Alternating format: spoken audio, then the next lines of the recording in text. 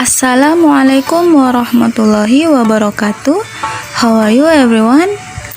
Saya harap kalian dalam keadaan sehat selalu ya.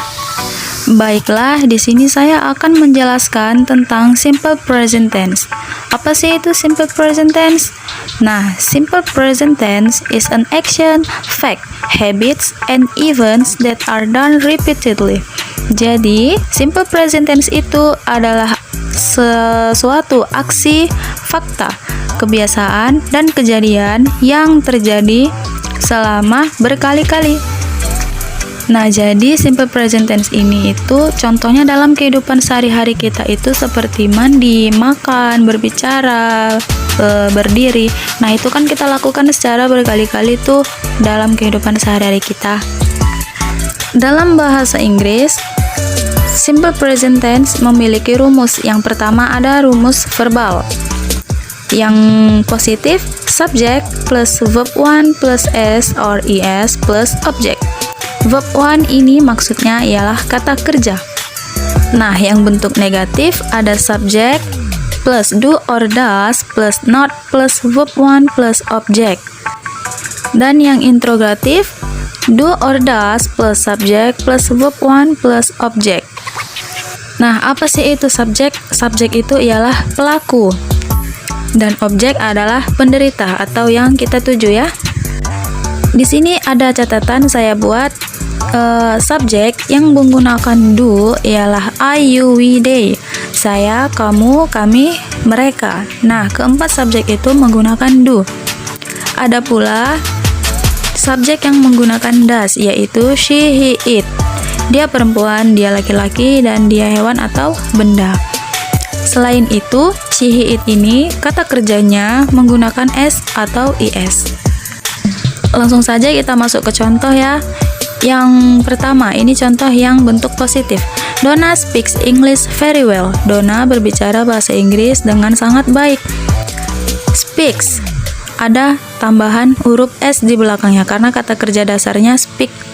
Kenapa pakai huruf S? Karena lihat, karena subjeknya merupakan kata ganti dari she, dia perempuan.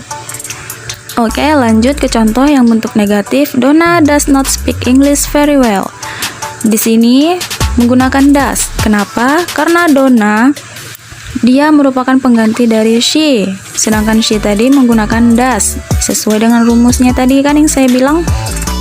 Nah, yang bentuk interrogatifnya tinggal dibalik saja dari yang bentuk negatif tadi. Does-nya letak di depan.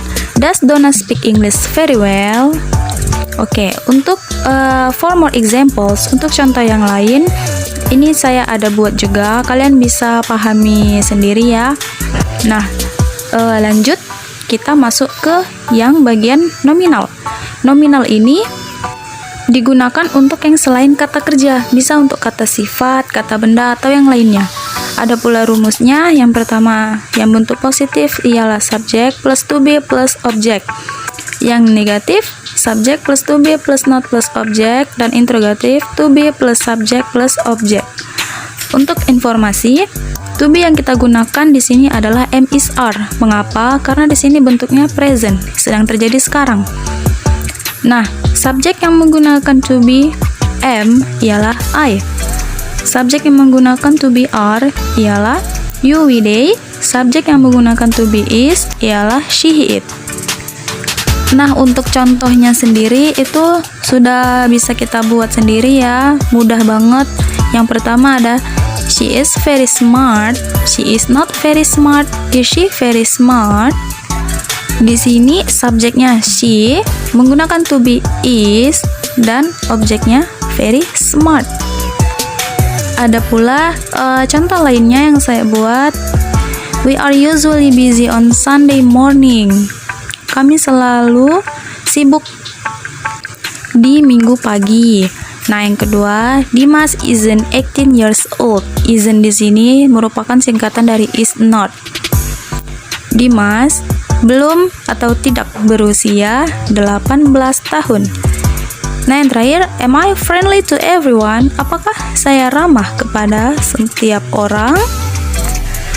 Nah, jadi itu beberapa contoh yang dari bentuk nominalnya yang sebenarnya itu sangat mudah ya dipahami, soalnya itu sangat sering sekali kita gunakan dalam kehidupan sehari-hari maupun dalam berbahasa Inggris, ataupun yang sering kita dengar orang-orang berbilang seperti itu ya.